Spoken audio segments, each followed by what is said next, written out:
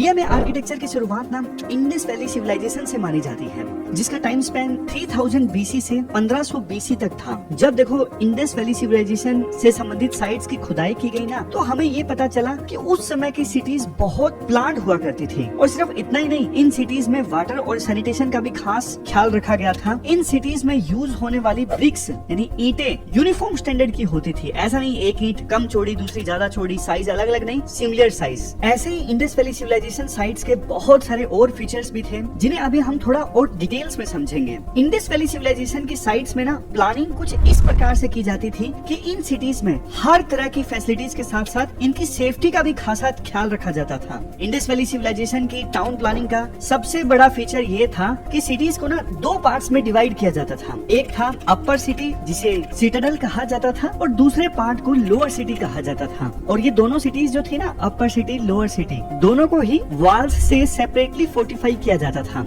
Defence के लिए, attack से बचने के लिए दोनों सिटीज की किलेबंदी की जाती थी। इसमें से देखो अपर सिटी यानी कि सिटाडेल को एक आर्टिफिशियली रेज्ड माउंट पर बिल्ड किया जाता था, जैसे एक टीला सा बना दिया मिट्टी और दूसरी चीजों की सहायता से। तो एक बार माउंट बन गया, टीला बन गया, मतलब जमीन ऊपर उठ गई। उसके बाद अपर सिटी का निर्माण वहाँ पे होता था। मतलब अपर सिटी जो था वो एक हाइट पर हुआ करता था, जबकि दूसरी सिटी लोअर सिटी वो तो बिल्कुल देखो ग्राउंड लेवल पर बनी होती थी। और इन दोनों सिटीज में एक इम्पोर्टेंट फर्क ये होता था, सिटी में देखो जो भी इम्पोर्टेंट बिल्डिंग्स हुआ करती थी ना, जैसे कि असेंबली हॉल हुआ, अनाज जहाँ पे स्टोर करके रखा जाता था, ग्रैनरी वगैरह, कोर्टयार्ड, पिलर होल्स, सब के सब अपर सिटी में हुआ करते थे, ना कि लोअर सिटी में। ये अपर पार्ट जनरली सिटी के वेस्ट साइड में होता था। इतिहासकार देखो ऐसा अनुमान लगाते हैं कि इस अपर पार्ट में सिटी के रूलर्स और अरिस्टोक्रेट, मतलब जो अमीर अमीर लोग है ना, वो रहा करते थे। और लोअर सिटी की बात करें तो ये एरिया कॉमन लोगों के लिए था, आम आदमियों के लिए। यहीं पर आम आदमियों के घर हुआ करते थे लोअर सिटी में। इंडस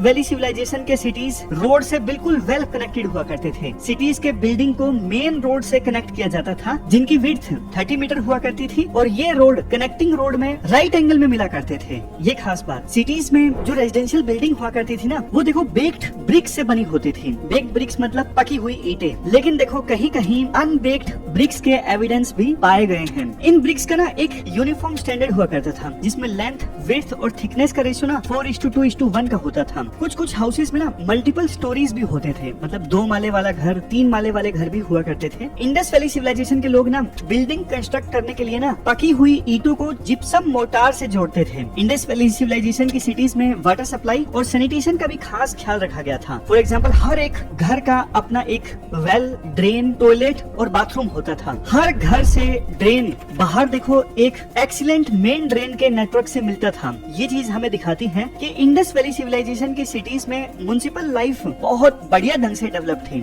यहाँ के लोग ग्रेन्स स्टोरेज करने के लिए ना बड़ी बड़ी ग्रैनरीज कंस्ट्रक्ट किया करते थे। एग्जाम्पल के लिए मोहनजोदाड़ो का लार्जेस्ट बिल्डिंग है यहाँ का ग्रैनरी, जिसकी लेंथ 150 फीट और विड्थ 75 फीट और हाइट 15 फीट थी। इस ग्रैनरी में 3 रोज थे और तीनों रोज में टोटल 27 कंपार्टमेंट्स थे। इस ग्रैनरी को मॉइस्चर वगैरह और पेस्ट वगैरह से बचाने के लिए एक रेस्ड प्लेटफॉर्म पे बनाया गया था, मतलब थोड़ी ऊंचाई पे बनाया गया था। और इसमें ना वेंटिलेशन की व्यवस्था भी की गई थी। मोहनजोदाड़ो के अलावा हड़प्पा में भी 12 ग्रैनरीज होने के एविडेंस मिले हैं, जो 2 रोज में बनाए गए थे। मोहनजोदाड़ो में ग्रैनरी के अलावा एक ग्रेट बाथ भी लोकेटेड था, जो इंडस वैली आर्किटेक्चर का एक बहुत इंपॉर्टेंट फीचर है। मोहनजोदाड़ो का ग्रेट बाथ की लंबाई 179 फीट और चौड़ाई 107 फीट है। ये लंबाई चौड़ाई वैसे आपको याद रखने की आवश्यकता नहीं है, बस थोड़ा आप समझ जाओ कि कितने बड़े बड़े ये स्ट्रक्चर हुआ करते थे। इस ग्रेट बाथ के आसपास ना बहुत सारे कमरे और गैलरीज बने हुए थे। ये कमरे और गैलरीज ना लोगों के कपड़े बदलने और कुछ दूसरे जरूरी कामों के लिए थे। यानी जब लोग नहाने के लिए आते तो वो अपने कपड़े इन कमरों में रख सकते थे, यहाँ पर कपड़े बदल सकते थे और नहाकर वापस चेंज कर सकते थे। इस पूरे बाथ कॉम्प्लेक्स को पानी की सप्लाई और ड्रेनेज से कनेक्टेड किया गया था। यानी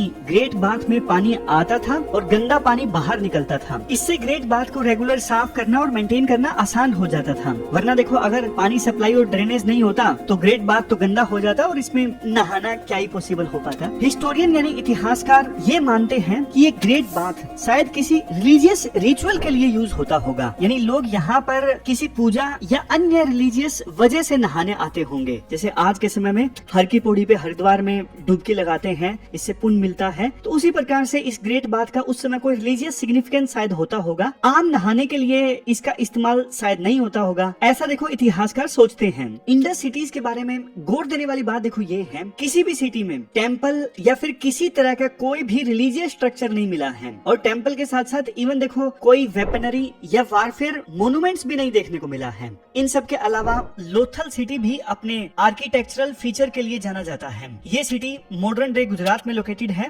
लोथल सिटी ना 6 सेक्शंस में डिवाइडेड थी। हर एक सेक्शन को एक बड़े से ब्रिक्स से बने प्लेटफॉर्म पे बिल्ड किया गया था। इसके साथ लोथल सिटी के जो घर थे ना, वो देखो थोड़े अलग थे बाकी इंडस वैली के शहरों से। यहाँ के घरों का जो मेन दरवाजा था ना, वो सीधा मेन स्ट्रीट को खुलता था, यानी घर से निकलने पर आप सीधा मेन रोड पर पहुंच जाते थे। लेकिन बाकी शहरों में घर के मेन गेट से निकलकर पहले एक छोटी गली में जाना पड़ता था, उसके बाद मेन रोड पर पहुंचते थे। इसे लेटरल एंट्री कहते हैं। लोथल का सबसे खास आर्किटेक्चरल फीचर था यहाँ का डॉकयार्ड यानी जहाजों का अड्डा। ये डॉकयार्ड एक ऐसा पोर्ट था जहाँ बड़े बड़े जहाज आते जाते थे। ये डॉकयार्ड देखो टाइटल पोर्ट था। ये डॉकयार्ड लोथल का वर्ल्ड का ओल्डेस्ट डॉकयार्ड माना जाता है। इस डॉकयार्ड के थ्रू न सिर्फ देखो इंडस वैली के लोग आपस में साबरमती नदी के रास्ते व्यापार करते थे, बल्कि ये एक ऐसा ट्रेड पोर्ट भी था जिसके थ्रू इंडस वैली के लोग दूसरे देशों के साथ, उस समय देश तो नहीं हुआ करते थे, देश का कंसेप्ट बाद में आया, लेकिन दूसरे रीजन से व्यापार करते थे। मतलब ये सिर्फ लोकल ट्रेड के लिए नहीं बल्कि इंटरनेशनल ट्रेड के लिए भी इस्तेमाल होता था। लोथल के डॉकयार्ड से बहुत सारी इंपॉर्टेंट चीजें जैसे देखो मोती, हीरे जवाहरात और अन्य कीमती सामान कहाँ भेजा जाता था? वेस्ट एशिया और अफ्रीका के रीजन्स में एक्सपोर्ट किया जाता था। यानी लोथल से ये चीजें जहाजों के थ्रू इन जगहों पर भेजी जाती थी और वहाँ के लोगों को बेची जाती थी। इस प्रकार से हमने